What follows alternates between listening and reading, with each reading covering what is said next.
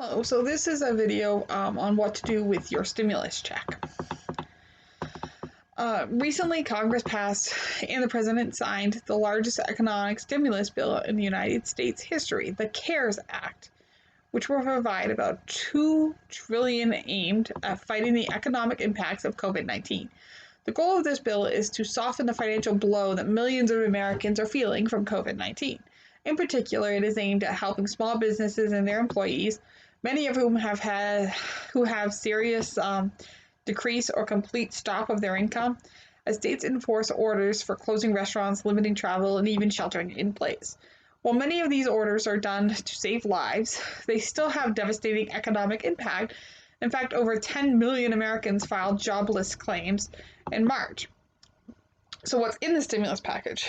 $2 trillion is an enormous amount of money. So what does this $2 trillion package actually do for workers affected by COVID-19?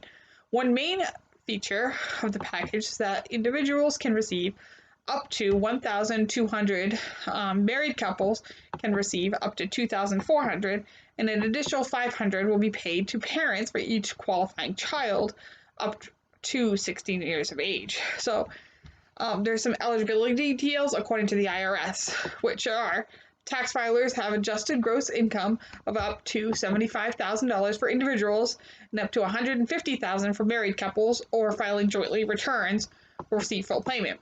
For filers with income above these amounts, the payment amount is reduced by $5 for each $100 above the threshold. Single filers with income exceeding $999,000 and $198,000 for joint filers with no children are not eligible. Social Security recipients and railroad retirees who are otherwise not required to file a tax return are also eligible and will not be required to file a return. It is important to note that there are additional requirements to receive these payments, such as not being claimed as a dependent by anyone else and having a valid Social Security number.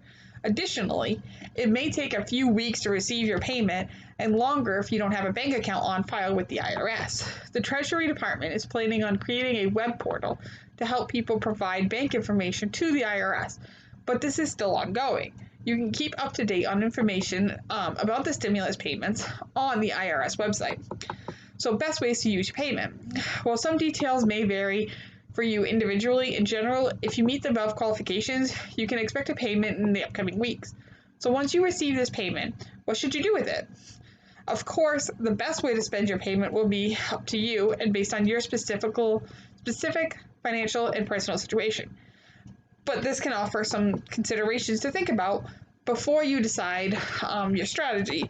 So some people I've actually heard are tempted to go out and buy like big ticket items because it's like, oh, well, I've got this money now, I want to go buy this, or tempting to stockpile items and because they didn't have the opportunity before and they feel like everything's flying off the shelves. So what are some tips? First, focus on the essentials first. Your first financial priority should almost always be to take care of your basic needs. This may include expenses like food, rent, medical care, and essentials utilities like water, cooling, and heat.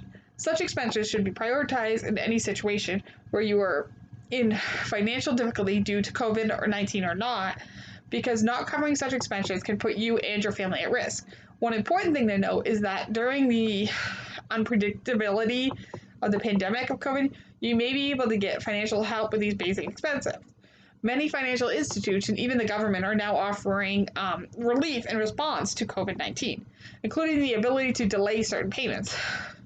For example, you can apply to defer your mortgage payments for up to 12 months if your mortgage is federally backed, including loans held with the Fannie Mae or Freddie Mac. So, when looking for how to best use your stimulus check, you may first want to see if there are options to defer some of your payments in the short term, so you can make your stimulus payment go further for you and your family. Save up for the next few months. Once you have taken care of your basic needs for the next few weeks, you might consider how to take care of some of these basic needs over the next few months. In particular, if your income has been reduced because of the COVID-19, you may find yourself in financial stress again in the month or two. To help prevent this, you may decide to save any remaining amount left over from your stimulus payment to prepare for the upcoming months and establish an emergency fund for yourself. So, other financial obligations. If you have safely taken care of your short-term basic needs and have enough of an emergency savings to take care of those needs for the next few months of uncertainty, then you might be thinking of other ways to spend your stimulus check. Your next priority item might be to take care of your other less essential financial obligations. This could include staying current on credit card payments, car payments, etc. And then also make sure to take care of yourself. Described above is just one prioritization strategy you might utilize. There are plenty of other ways you might decide to spend your stimulus check. And again, this will ultimately depend on your individual circumstances and wishes.